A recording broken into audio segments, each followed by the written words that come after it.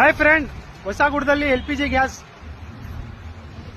Q ಇದೆ ಅಂದ್ರೆ 2 kilometre ಇದೆ. ರೇಟ್ ತೋರಿಸ್ತೀನಿ ನೋಡಿ. ಇವತ್ತೊಂದು ರೇಟ್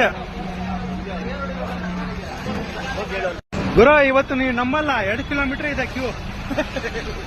2 ಕಿಲೋಮೀಟರ್ ಮೇಲೆ ನಂಬದೇ ಇಲ್ಲ ನೀವು ನೋಡಿ.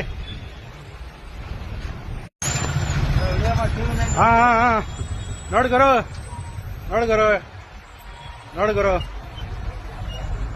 ಇನ್ನೂ ತುಂಬಾ ಇದೆ. 2 ಕಿಲೋಮೀಟರ್ ತನಕ ಇದೆ. 2 ಕಿಲೋಮೀಟರ್ ಮೇಲೇನೆ ಇದೆ ಹೊಸಗುಡದಲ್ಲಿ.